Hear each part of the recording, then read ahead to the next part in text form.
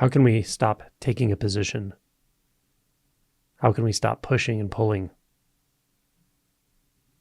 Well, there's no exact one way.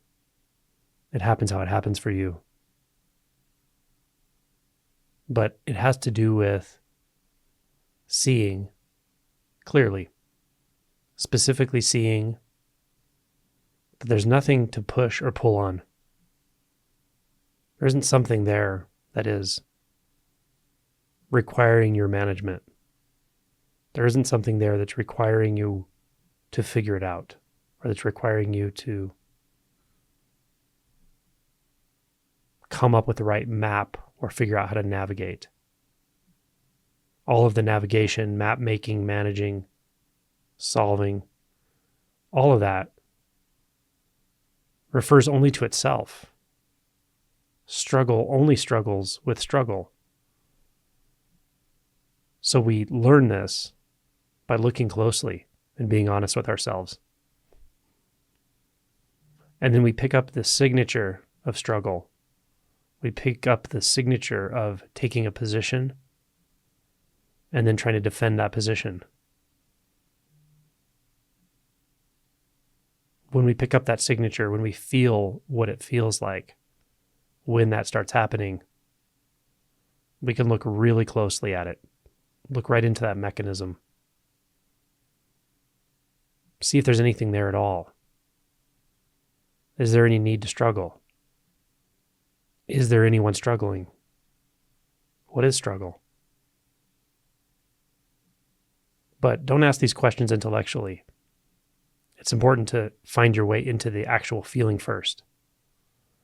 The feeling of having to do something to make life work. The feeling of having to be someone specific. The feeling of having to find the right answer. The feeling of having to be the one that picks up the pieces and rearranges them to try to make things look better, function better. All of that management obscures our view of reality.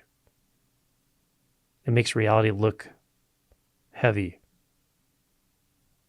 fixed, stuck.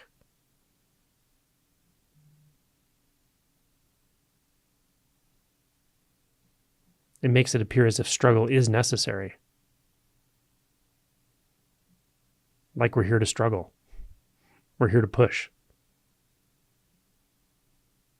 We're here to figure out what it is we love and what we hate, and how to get more of one and less of the other. It just feels like the business of life to struggle, manage, get more of this, less of that. But is it? Maybe there's a completely different way to move through the world than management, struggle.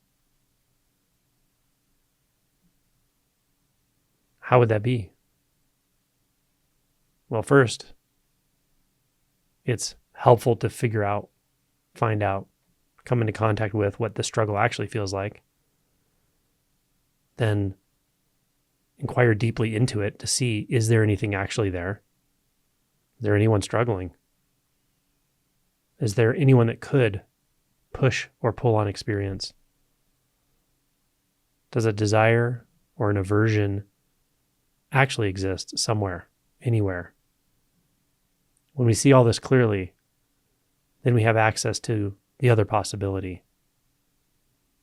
The other possibility I'm just going to call spontaneity. Now, I don't want anyone to make this possibility into a goal of struggle. Struggling doesn't get you here. Seeing what struggle is, feeling what struggle is, inhabiting struggle, and then ultimately deconstructing it will reveal spontaneity naturally. It's always here. And you've felt it before. You've experienced it before.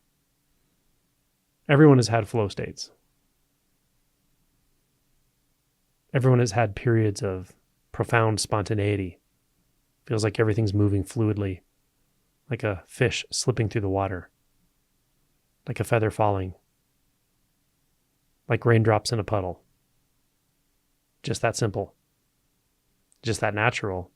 We all know this. We all know it's possible. But we think that we're going to get more of it through a memory, then a strategy, then management, then struggle. So that system doesn't work here. But the spontaneity is available. You just have to learn to not rely on a system that's going to just multiply struggle. And then you'll naturally become more and more open, more sensitive, more simple, less reactive, less resistant. And the spontaneity will crystallize into your life. It will become obvious. It will be the movement of your body. It will be the sound and the sensation. It may seem like those are very different. The movement of the body, or even the movement of the mouth and words coming out, may seem very different than the rain falling or the sounds appearing spontaneously, but it's not actually. When you see that, it's freedom. You know why you came here. You know why you did the work. You know why you struggled. You know why you brought struggle into sharp relief. You know why you inquired until you were blue in the face. You know why you've gone through all of the emotional challenges. Because it's all worth it, of course.